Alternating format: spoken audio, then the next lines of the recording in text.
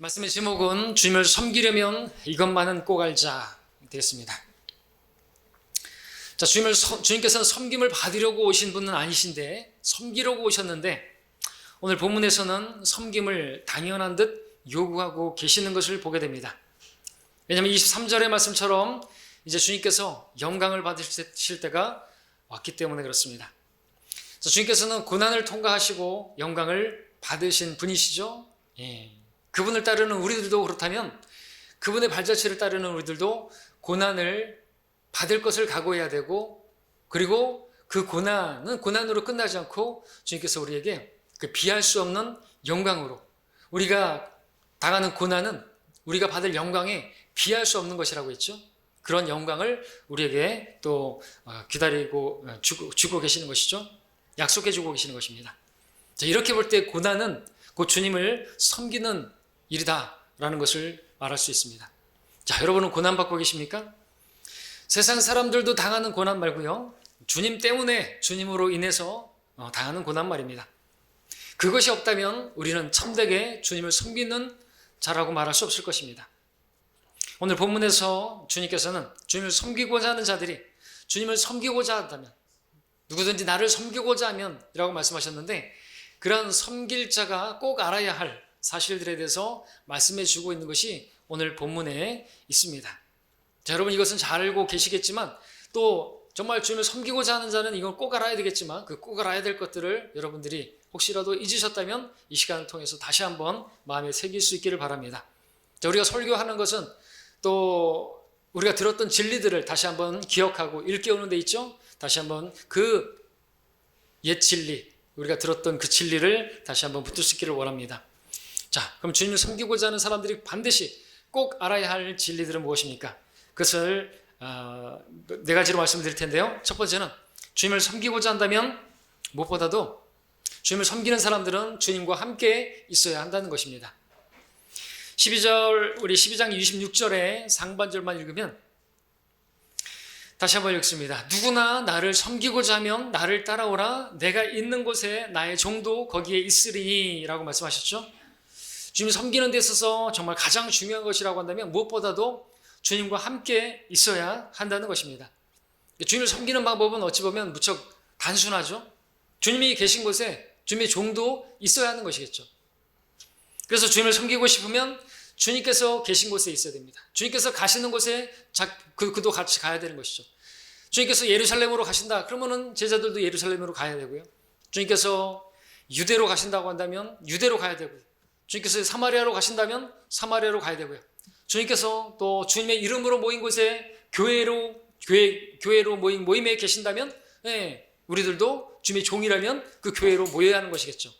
주님이 이 자리에 있기 때문에 그렇습니다. 자, 그래야지 주님과 함께 있어야만 주님을 섬길 수 있기 때문에 그렇습니다. 섬길 수 있는 기회를 얻을 수가 있기 때문에 그렇죠. 때문에 누구라도 주님을 섬기고자 한다면 무엇보다도 주님이 계신 곳에 와야 하는 것입니다. 주님과 함께 있어야 하는 것입니다. 사실 주님께서 제자들을 부르신 것도 주님과 함께 있기를 바라셔서 그렇게 부르신 것이죠. 우리 마가복음 잠깐 줄러놓으시고 3장 14절을 보고 오겠습니다. 마가복음 3장 14절입니다.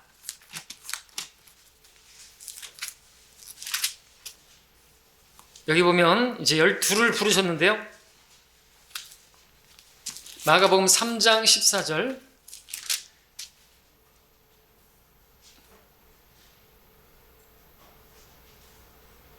그 13절부터 읽으면 그 주께서 산으로 올라가 자기가 원하는 사람들을 부르시니 그들이 주께로 나오더라. 주께서 12를 정하셨으니 이는 그들을 자기와 함께 있게 하시고 내보내어 전파하게 하시며라고 그랬습니다. 내보내서 전파하게 하시기보다, 그 일보다 먼저 필요한 게 뭐예요? 주님과 함께 있는 것이 필요하죠. 주님과 함께 있으면 주님의 말씀을 들을 수가 있죠. 그리고 주님의 일을 할 수 있는 능력도 얻을 수가 있죠. 주님과 함께 있다라는 것은 일단 먼저 주님과의 교제를 말하겠죠. 주님께 오면 주님과 교제라는 것입니다. 하나님께서 아담을 지으신 목적도 주님과 교제하고자 하셨죠. 우리를 구원하신 목적에도 교제가 있는 거 아시죠? 고린도서 1장에서 그 아들 예수 그리스도 우리 주의 교제 안으로 부르신 하나님은 신실하시도다 말씀하고 있습니다. 그러므로 주님을 섬기기 전에 무엇보다도 주님께 와야 되고 주님 말씀을 들어야 되는 것입니다. 주님과 함께 있어야 하는 것이죠. 우리가 잘 아는 마르다의 동생 마리아, 주님께서 칭찬하셨습니다. 마리아를 생각하면 어떤 이미지가 떠오릅니까? 네, 주님의 발 앞에 앉아 주님의 음성을, 주의 말씀을 듣는, 주님과 교제하는 그 모습을 보게 되겠죠. 그것은 누구도 빼앗길 수 없는 것이라 했습니다. 꼭 필요한 것이라고 말했습니다. 마르다에게 말씀하신 것처럼 우리에게 꼭 필요한 한 가지가 있다면 뭡니까? 우리는 주님께 와서 주님과 함께 있어야 하고 함께 있는 그 사람은 주님 말씀을 들어야 한다는 것이죠. 그렇게 말씀을 들었던 마리아가 결국에는 어떤 것도 할 수 있습니까? 헌신할 수 있죠. 예, 그 향유를 깨트려 주님께 부을 수도 있는 것이고 또 주님께서 십자가를 지고 가시는 거기에도 있었던 것이죠. 십자가까지 그 자리까지 갈 수 있었던 것도 무엇이 있었던 것입니까? 그녀가 주님과 함께 하고 주님의 말씀을 들었던 그것이 있었기 때문에 우리는 그래서 알 수 있는 게 주님과 함께 있는 것이 이렇게 중요한 것이구나. 주의 말씀을 듣는 것이 그렇게 중요한 것이구나. 배우게 되는 것입니다. 그래서 여러분들이 지금 이 시간에 주님의 이름으로 모인 자리에 주님께서 함께 하신다고 했는데 이 자리에 함께 하시고 이 자리에서 특별히 예배 가운데 많은 시간을 말씀을 듣는 시간을 갖죠. 우리가 찬양도 하고 다 하지만 말씀을 듣는 시간이 많습니다. 하나님의 말씀을 듣는 것입니다. 그렇게 말씀이 들어야 또 주님을 섬길 수 있기 때문에 그렇죠. 우리가 나가서 또 주님의 싸움을 싸울 수 있고 또 복음을 증거할 수 있고 영적 전쟁에서도 싸울 수 있는 힘을 공급받을 수 있기 때문에 그렇습니다. 자, 오늘 많은 사람들이 근데 주님보다 앞서서 무엇을 하려고 합니다. 마치 마르다처럼 일에 분주합니다. 교회들도 이런저런 일들을 많이 하고 막 그러는데 보면 말씀과 상관없는 일들을 하는 것을 많이 보게 되죠. 문제가 무엇입니까? 주님 앞에 앉아서 주님 말씀을 듣는 것을 어느 순간 뒤로 했기 때문에 그래요. 마르다도 먼저 사실 마리아보다 주의 말씀을 들었지 않습니까? 근데 어느 순간 분주해서 하는 일이 많아서 경황이 없어서 그 자리를 떠났던 것입니다. 마리아도 주의 발 앞에 앉아서 주의 말씀을 듣더라 그랬습니다. 먼저는 마르다가 자, 그러나 주님 앞에 앉아서 말씀을 듣는 것이 너무나 중요한 것이죠. 그러지 않으면 주님 말씀과 상관없는 일들을 하게 되기 때문에 많은 교회들의 문제가 거기 있습니다. 근데 많은 교회들이 이것을 관과하죠. 이 일의 대표적인 사람이 또 사울이라고 할 수 있습니다. 때문에 사무엘이 사울을 처음 만났을 때 이렇게 말했죠. 제가 읽겠습니다. 사무엘상 9장 27절에서 사무엘이 사울에게 말하기를 너는 잠시 가만히 서 있으라. 내가 네게 하나님의 말씀을 알게 하리라 그랬습니다. 가만히 서서 우리가 분주하다 할지라도 매일매일 또 해야 될 것은 먼저 하나님의 말씀을 듣는 것이 필요한 것입니다. 사무엘상 15장 1절에서 또 사무엘이 사무엘에게 말하기를 이제는 왕이 되었을 때니까 반말하지 않는 것을 보겠네. 처음에는 반말했는데 내가 네게 하나님의 말씀을 알게 하리라 사무엘이 말했는데 15장 1절에서는 사무엘이 말합니다. 주께서 나를 보내시어 왕에게 기름을 부어 그의 백성 즉 이스라엘을 치리할 왕으로 삼게 하셨으니 이제 왕은 주의 말씀의 음성에 경청하소서. 그런데 말씀에 경청하지 않았습니다. 그 말씀보다 앞서갔습니다. 말씀과 다르게 행했습니다. 그래서 15장 22절에서 사무엘이 말하죠. 주께서 번제와 희생제를 주의 음성에 복종하는 것만큼 크게 기뻐하시나이까. 보소서 복종하는 것이 희생제물보다 낫고 경청하는 것이 순양의 기름보다 낫나이다. 사울이 버림받은 이유는 하나님의 말씀에 경청하지 않았어. 하나님의 말씀을 들었어도 그것에 복종하지 않았어. 복종하면 복인데 그 말씀에 복종하지 않아서 결국 어떻게 됐습니까? 저주받은 것입니다. 버림당한 것입니다. 왕에서 이제 끝나게 된 것이죠. 하나님께서 버리신 것입니다.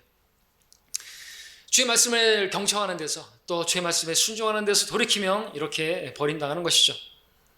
자, 모든 그리스도인들은 주님의 발 앞에서 오늘날 우리는 주님 말씀 앞에 앉아서 말씀을 들어야 하는 것입니다. 그것이 주님과 함께하는 것이죠. 이 시간에도 여러분들은 앉아서 말씀을 듣고 있습니다. 무엇보다도 그 일이 필요하기 때문에 그렇습니다. 그러지 않고서는 주님을 섬길 수 없기 때문에 그렇습니다. 그리고 그 섬김은 언젠간 끝나게 되기 때문에 또 말씀과 다른 일들을 하기 때문에 우리는 또 매일같이 말씀을 가까이 해야 하는 것입니다. 왜냐하면 말씀을 멀리하게 하는 말씀과 다르게 살게 하는 것이 마귀가 원하는 것이기 때문에 그렇죠. 그렇다면 주님을 섬기고자 하는 사람들에게 있어서 주님과 함께 있는 말씀과의 교제가 무엇보다도 필요한 것입니다. 그래서 첫 번째는 주님을 섬기고자 하면 주님과 함께 있어야 된다. 말씀과 함께, 주님과 함께 하면 주님께서 말씀해 주시는데, 그러면은 우리가 주님과 함께 하면은 주님께서 어떤 말씀을 주시겠습니까? 예, 그럼 이제 말씀해 주시겠죠? 두 번째, 주님을 섬기고자 하면은 주님께서 말씀하십니다. 24절에서 하나님의 밀이 되어야 한다는 사실을 우리가 기억해야 되는 것이죠. 여러분들 주님을 섬기고자 하십니까? 그럼 하나님의 밀이 되어야 되는 것입니다. 내가 죽어야 된다는 말이죠. 진실로 진실로 내가 너희에게 말하노니 하나님의 밀이 땅에 떨어져 죽지 아니하면 하늘 그대로 남아있지만 죽으면 많은 열매를 맺느니라. 주님께서는 주님을 섬기고자 하는 자들에게 미리 말씀하신 것입니다. 네. 자, 근데 이 말씀을 하신 때가 언제인지를 주목해 보시기 바랍니다. 12절을 가서 보시면요. 12장 12절에 그 다음날 명절에 온 많은 무리가 예수께서 예루살렘에 오신다는 말을 듣자 종려나무 가지를 들고 주를 맞으러 호산나 주 이름 오시는 이스라엘 왕은 복되도다 이렇게 말하는 것을 보게 됩니다. 예, 자, 우리가 조금 전에 읽었던 24절의 말씀, 하늘의 밀이 땅에 떨어지지 않으면 안 된다. 죽으면 많은 열매를 맺는다. 자, 이런 말씀을 지금 하고 계시는 이때가 언제인지 보십시오. 좀 안 맞는 것 같지 않습니까? 지금 승리의 입성을 하는, 예루살렘 입성을 두고 하시는 말씀인 것입니다. 많은 사람들이 종려 가지 나무를 흔들고 호산나 외치는 가운데 주님께서 나귀를 타고 예루살렘으로 들어가셨습니다. 그런데 그때 이 말씀을 하시는 것이, 찬물을 끼얹어도 이렇게 끼얹는 게 어디 있어요? 많은 사람들이 군중의 환호성에 들떠가지고 주님께 몰렸지만 주님께서는 지금 자신이 죽으실 것을 말씀하고 계시는 것입니다. 이것은 호산나 찬양하고 부르던 이 사람들이 며칠 지나지 않아서 주님을 향해서 십자가에 못 박으라고 외칠 것을 아셨기 때문에 그렇죠. 주님께서 모든 것을 아시기 때문에 주님께서 지금 주님과 함께 있는 이 사람들이 주님을 섬길 수 있는 자들이 못 된다는 것을 알고 있는 것입니다.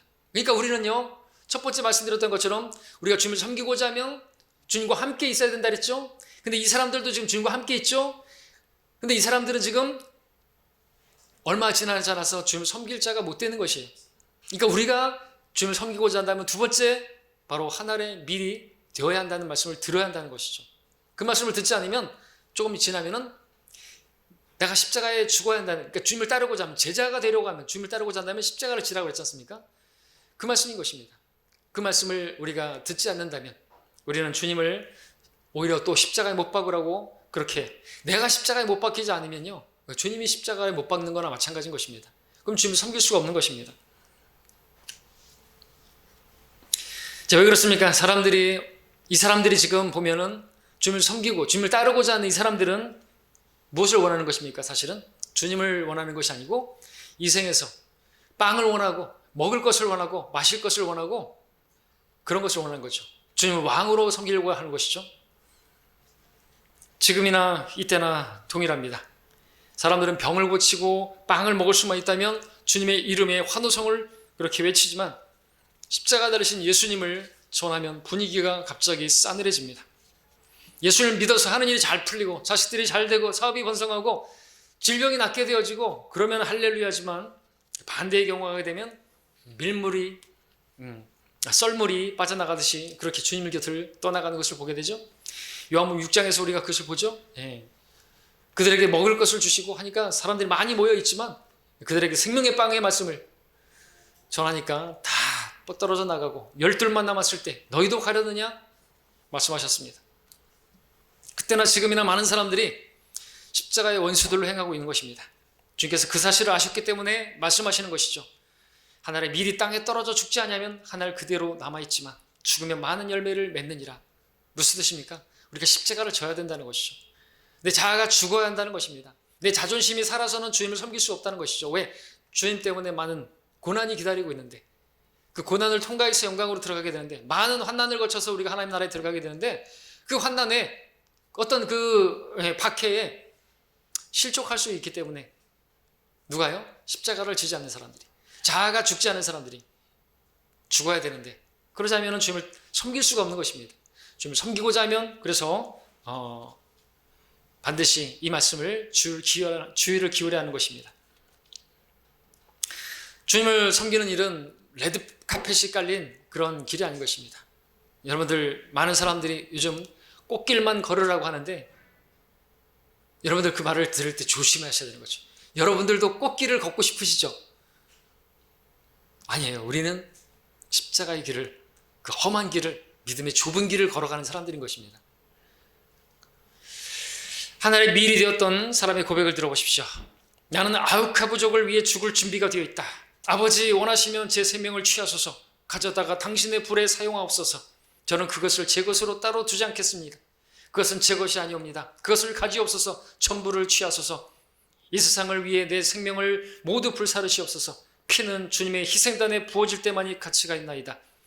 아우카 부족에게 복음을 전하려고 갔던 지금 엘리엇 선교사가 휘튼 대학교 거기서 대학 다닐 때 쓴 일기에 나오는 고백인 것입니다. 자기를 하늘의 밀로 그렇게 가서 한 사람에게도 복음 전화 못하고 창에 찔려 죽었어요. 근데 그가 죽자 어떻게 됐어요? 많은 열매가 맺혀진 것이죠. 그의 아내가 또 그의 다른 선교사들이 가가지고 거기가 복음화됐습니다. 그리고 그 짐 엘리엇 선교사를 찔러 죽인 그 추장이 목사가 됐어요. 자, 하늘의 밀이 땅에 떨어져 죽지 아니하면 하늘 그대로 남지만요, 죽으면 많은 열매를 맺는 것입니다. 우리도 마찬가지예요. 내가 죽지 않으면요, 내가 여전히 살아있으면요, 내가 산 재물이 못 되고 여전히 죽은 자와 같이 죽은 일이나 하면요, 아무 열매도 맺지 못하게 되는 것이죠. 주님을 섬기고자 한다면 여러분 하나의 밀이 되어야 된다는 거, 땅에 떨어져 죽어야 한다는 사실을 여러분들이 귀담아 들으시길 바랍니다.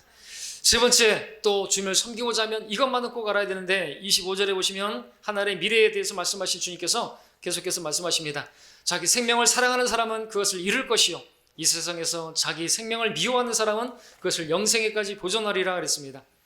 자, 이 말씀에서 자기 생명을 사랑하는 것과 미워하는 것, 이것이 바로 주님을 섬기는 것과 관계 있는 것입니다. 주님께서는 자신을 섬기려면 자신을 따라와야 한다 말씀하시기 전에 자신을 따르는 자들이 어떠한 자세를 취해야 되는지, 어떠한 마음을, 각오를 가져야 되는지를 말씀해 주고 있는 것이죠. 주님께서 하나의 밀이십니다. 주님께서 가신 길은 십자가의 거친 길입니다. 그러므로 주님을 따르는 자들이 가야 할 길도 바로 십자가의 길인 것이죠. 십자가의 길은요, 자기 생명을 사랑하는 사람은 도저히 갈 수 없고 가지도 않을 길입니다. 그렇죠? 십자가의 길은 자기 생명을 미워하는 사람만이 갈 수 있는 길인 것입니다. 자, 우리는 누구나 알고 있습니다. 주님을 섬기고자 하면 주님과 함께 해야 되고 주님 가시는 곳에 우리도 가야 한다는 사실이요. 그런데 많은 사람들이 주님께서 계신 곳이 바로 성문 밖에 그 십자가라는 사실을 잊어버립니다. 우리는 주님을 따르면서 자기 십자가를 피할 수 없습니다. 그걸 피하는 순간 우리는 십자가의 원수가 되는 것입니다. 우리가 그리스도인이라면 그리스도만이 모든 것이 되시고 난 아무것도 아닌 존재가 되는데 내 생명을 아까워한다면 주님을 섬길 수가 없습니다. 섬길 마음도 사실 안 들겠죠. 주님을 섬기는 것이 십자가를 지는 것이라고 하는데, 그러려면 내 생명을 미워하지 않으면, 적극적으로 미워하지 않으면 주님을 섬길 수가 없다고 말씀하고 계시는 것입니다. 그 길은 주님의 생명이 우리 안에 나타나도록 우리의 생명을 미워하는 것입니다. 근데 우리의 생명은 주님의 생명과 서로 반목하죠. 육신은 성령을 거슬러 욕심을 부리고 성령은 육신을 거스르나니, 서로 반목하여서 너희가 하고자 하는 것을 하지 못하게 하고 하나님께서 하고자 하시는 것을 또 육신이 방해하고 그렇습니다. 그러므로 우리는 우리의 생명을 미워하든지 아니면 주님의 생명을 미워하든지 둘 중에 하나인 것입니다. 자기 생명을 사랑하는 사람은 누구도 주님을 따를 수가 없기 때문에 그렇습니다. 자기 생명을 미워하는 자만이 그의 수치를 짊어지고 진영 밖에 있는 그분에게로 나아갈 수가 있는 것입니다. 우리가 복음을 증거하는 것도 어떻습니까? 그것만 보더라도 내 생명을 사랑하는 사람이, 내 자존심을 여전히 지키려고 하는 사람들은 복음을 못 전하는 것이죠. 전도지 한 장도 못 주는 것이에요. 왜? 시체말로 쪽팔려서. 내 체면, 내 자존심 상하기 때문에 거기에 스크래치가 나는 거니까. 근데 주님은요, 그 정도의 스크래치가 아니라 온몸에 스크래치 정도가 아니라 쟁기로다가 밭을 고랑내듯이, 그렇게 말씀했던 시편에 따르면 그렇게 등에 패이고 온몸이 패였던 것이에요. 내 죄 때문에. 근데 우리는 우리 자존심에 스크래치 난다고 십자가를 지지 않고 복음을 전하는 것을 뒤로 하면 안 되는 것이죠. 주님께서는 십자가 달리셨을 때 속옷조차 입지 않으셨어요. 속옷을 가지고 제비 뽑은 거 아시죠? 그림에서는 그래 속옷을 입은 것처럼 보이지만 다 벗겨진 채로, 그에게 자존심은 없어. 십자가에 달린 죄수에게는 자존심 같은 거 없어요. 다 벗겨져서 그야말로 나체로 그렇게 달리는 것입니다. 그래도 우리는 양복 입고 양장 입고 그러고 예수님 전하지 않습니까? 근데 그것조차도 안 하려고 하면 안 되는 것이죠. 우리는 그리스도의 대사들입니다. 그리스도를 대신해서 이 땅에 있는 것입니다.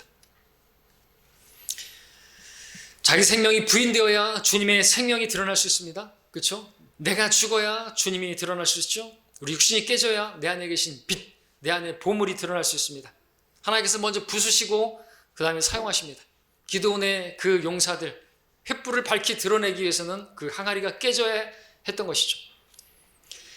하나님의 빛은 그처럼 육신이 깨질 때 빛을 발합니다. 마리아가 주님께 향유를 붓기 전에 그 향유가 옥합이 깨져야 그 향유가 방 안에 가득했던 것처럼 하나님께서 영광을 받으시려고 한다면 육신이, 이 생명이, 육신의 생명이 그렇게 감춰지고 그렇게 미워져야 되는 것이죠. 근데 오늘 많은 사람들이 자신의 행복과 안녕과 이런 것들을 구하면서 윈윈이라고 하죠. 윈윈 복음, 그런 건 없어요. 그것은 다른 복음, 아니 틀린 복음이에요. 그러면서도 자신들이 주님을 섬기고 있는 것으로 착각하고 있습니다.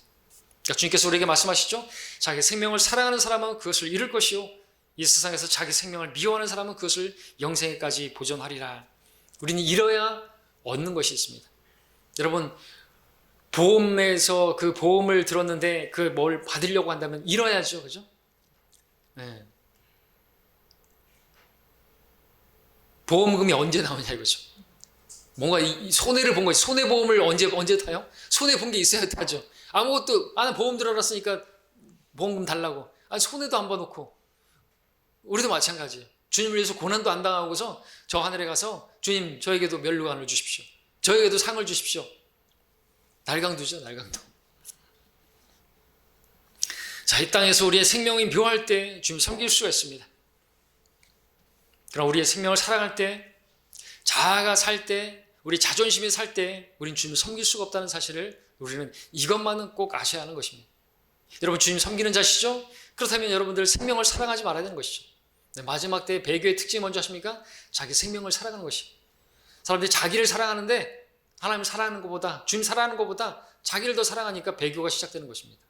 자기의 생명, 자아가 살아가지고 교회 다니다가도 자존심 상해서, 또는 하나님 말씀이 싫어서, 이런 십자가가 싫어서, 십자가를 지기 싫어서, 또 다른 성도와의 말다툼에 자존심 상하고 또는 상처받았다고, 다 이유가 뭡니까? 십자가를 내려놨기 때문에, 자기 생명을 여전히 사랑하기 때문에, 자기를 사랑하기 때문에 주님을 섬기는 자리에서 이탈되고 만 것입니다. 교회를 떠나게 되는 것이죠. 다른 것을 사랑하는 거예요. 자기 자식을 사랑하든지, 자기 딸을 사랑하든지, 아들을 사랑하든지, 아내를 사랑하든지, 남편을 사랑하든지. 자, 마지막으로 네 번째, 주님을 섬기려고 하면 이것만은 꼭 아십시오. 마지막입니다.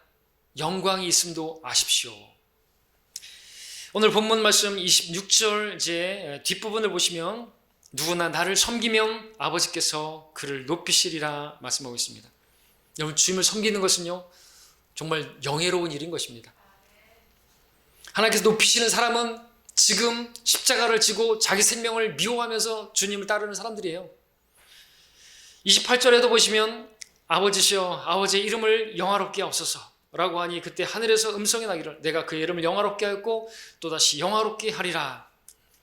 우리도 마찬가지입니다. 주님께서 우리 이미 영화롭게 하셨는데 우리에게 또 영화롭게 되는 일이 있는 것입니다.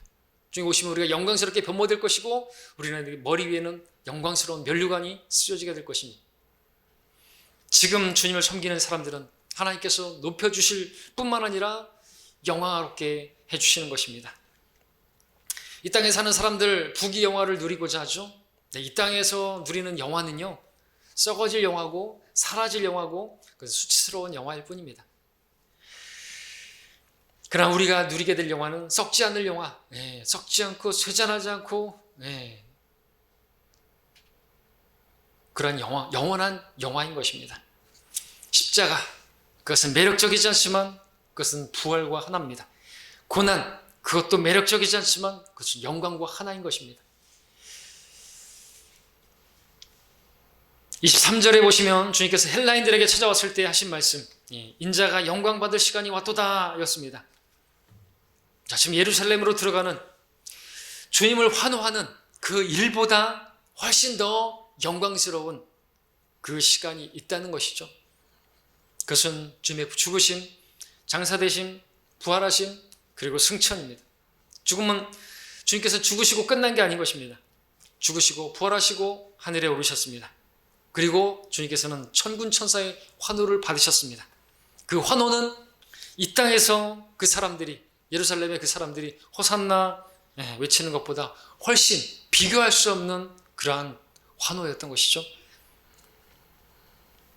그것을 보셨습니다. 그래서 주님께서는 그것을 보시고 십자가를 개의치 않으시고 십자가를 지실 수 있다는 것이죠. 우리도 그 영광을 볼 수 있어야 되는 겁니다. 이 땅에서 그렇게 고난을 통과하지만, 순례자와 같은 삶을 살지만 결국 주님께서 우리를 그렇게 맞아주실 것이고 천군 천사가 우리를 환영해 줄 것입니다. 이 땅에서 우리가 환영받지 못한다 할지라도 우리가 주님 앞에 가면은 엄청나게 환호를 받을 것이, 이 땅에서 한 사람이 혼이 구원을 받으면 저 천사들의 면전에 큰 기쁨이 있다 그랬죠. 여러분들이 그런 일들을 하다가 또 주님을 섬기다가 가면요, 다 맞아들이면서 수고했다고, 고생했다고 그러면서 이제 영광으로 들어가자고 그렇게 말씀해 주신다는 것이죠. 자, 여러분은 그 영광을 보십니까? 주님의 영광을 본 자들만이 주님을 섬길 수가 있습니다. 주님을 섬기는 것은 곧 고난인데, 고난의 길이고 십자가의 길인데 그것만 바라보면 어떻게 갑니까? 근데 그 끝을 바라봐야죠. 우리는 그 끝을 본 사람들이에요. 마지막이 어떻게 될지를 우리는 본 사람들이에요. 그러니까 지금 당장의 고난과 박해와 그런 공격만 보면은 막 우울증 걸리죠. 정말 죽고 싶죠. 근데 우리에게는 영광이 기다리고 있는 것이죠. 그래서 우리는 즉시로 주님을 따를 수 있는 것입니다. 잠깐 낙심했다가도 다시 일어날 수가 있는 힘이 얻는 것이죠. 주님을 따랐던 모든 제자들, 주님을 즉시로 따랐다고 성경은 말하고 있습니다. 베드로와 안드레, 주님을 따르는 장면이 마태복음 4장에 나오는데 주님께서 나를 따라오라 하시자 즉시 그물을 버려두고 주를 따르더라고 했습니다. 야고보와 요한도 마찬가지죠. 주께서 그들을 부르시자 그들이 즉시 배와 자기의 아버지 남겨두고 주를 따라가더라. 4장 21절 22절에서. 자, 후에 그 부자 청년이 와서 주님께 영생을 얻는 물었을 때, 그 많은 재산으로 인해서 그것이 아까워서 주님을 따르지 못하고 떠났을 때 베드로가 물었죠. 보소서, 우리는 모든 것을 버려두고 주를 따랐나이다. 그러므로 우리가 무엇을 갖게 되겠나이까? 우리라고 말하고 있습니다. 베드로가. 베드로뿐만 아니라 그 제자들이 정말 주님을 버리는 게 아니라 모든 것을 버려두고 주님을 따랐습니다. 주님께서 그들에게 말씀하셨습니다. 진실로 내가 너희에게 말하노니 나를 따르는 너희들은 인자가 자기 영광의 보좌에 앉을 새 세대에 너희도 12보좌에 앉아서 이스라엘 12지파를 심판하리라. 왕처럼 통치하는. 오늘 본문에서는 주님께서 이 세상에서 자기 생명을 미워하는 사람은 그것을 영생에까지 보존하리라 말씀하고 있습니다. 자, 주님께서 하신 말씀, 이 세상에서라는 말씀에 주목해 보십시오. 이 세상에서, 이 땅에서 우리가 살고 있는 지금 십자가를 진 사람만이 오는 세상에서 면류관을 쓸 수가 있습니다. 노 크로스, 노 크라운이죠. 십자가 없이는 영광도 없는 것입니다. 골로새 3장 24절에서 이는 너희가 유업의 상을 주께로부터 받을 줄 알미니 너희가 주 그리스도를 섬기고 있으니라. 지금 섬기고 있는 사람들에게 주님께서 면류관을 주시고 유업을 주시는 것입니다. 주님을 섬긴 사람들을 하나님께서 높이실 것이고 그의 면류관을 주실 것이고 면류관을 쓴 사람들이 왕처럼 통치하게 될 것입니다. 유업을 받아서. 누구나 나를 섬기면 아버지께서 그를 높이시리라. 마음에 새기시길 바랍니다. 끝을 바라보시기 바랍니다. 우리에겐 영광이 기다리고 있습니다. 자, 말씀을 정리합니다. 자, 주님께서 왜 우리를 부르신 것입니까? 그것은 우리로 주님을 섬기게 하실 목적으로, 주를 위해서 살게 하실 목적으로 우리를 부르셨습니다. 근데 사실상 주님은 우리가 섬길 수 있는 분이 아니십니다. 또 섬김이 필요하신 분도 아니죠. 또한 무슨 필요한 것이 있어서 사람의 손으로 섬김을 받아야 되는 것도 아니시니 이는 그분이 친히 만민에게 생명과 호흡과 만물을 주심이라. 사도행전 17장 25절에서 주님께서 부족하신 게 없으신 분이세요. 누가 섬김을 받아야 하는 그런 분도 아니십니다.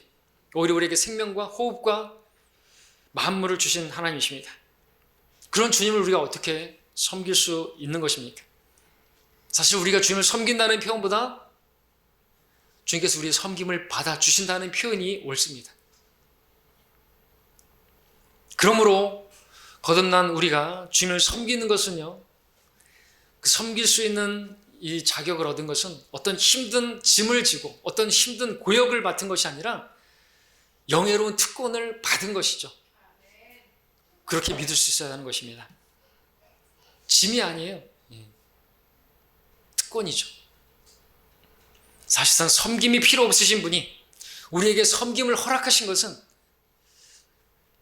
상을 주시기 위해서 허락하신 것이죠.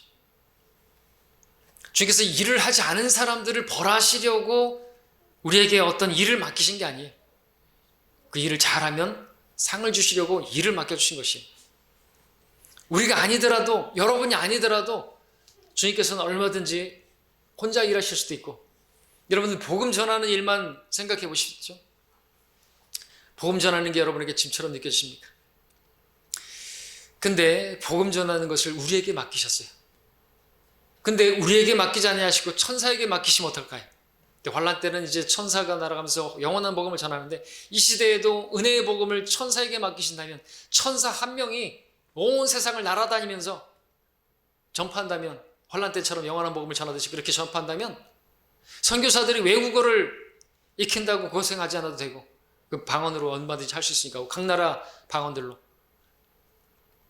그런데 주님께서는 천사에게 맡기지 않으셨어요. 복음 전파를 누구에게 맡기셨습니까? 사람에게 맡기셨어요. 우리에게 맡기셨습니다. 그래서 복음 전파는 누구도 흠모할 만한 일이라고요? 천사도 흠모할 만한 일이라고 말하지 않습니다. 천사에게 시켜서 베드로에게 가서 베드로에게, 코넬료에게, 천사가 가서 직접 코넬료에게 전하지 않고 베드로를 통해서 코넬료에게 가서 전하겠단 말이죠. 생각해 보십시오. 여러분들 맡은 이것, 주님을 섬기는 것, 복음 전파하는 것, 이거는 특권인 것입니다. 왜? 상 주시기 위해서 주신 거라는 것이죠. 그 일을 하다가 고난을 당할지언정 여러분들 기억하십시오. 하늘에 미리 땅에 떨어져 죽어야 한다 이거죠. 내 생명을 살아가면 주님을 섬길 수 없고 복음 전파도 할 수가 없는 것입니다. 자, 그러므로 여러분들 주님을 섬기시길 바랍니다. 그러기 위해서 먼저 해야 될 것은 주님과 함께 있으시길 바랍니다. 주님께서 계신 곳에 여러분도 함께 있으시길 바랍니다. 그러면 주님께서 말씀해 주실 것입니다. 그 말씀을 들으시길 바랍니다. 하늘에 미리 되어야 한다는, 자기 생명을 사랑하지 말라는, 그리고 영광이 기다리고 있다는 이 말씀을 여러분들이 들으시기 바랍니다. 그럴 때 여러분들 참되게 또 신실하게 또 진실하게 주님을 섬길 수 있는 여러분이 되실 것입니다. 좀 오실 때까지 그렇게 주님과 함께 동행하면서 좀 섬기는 우리 모두가 되기를 바랍니다. 기도하겠습니다.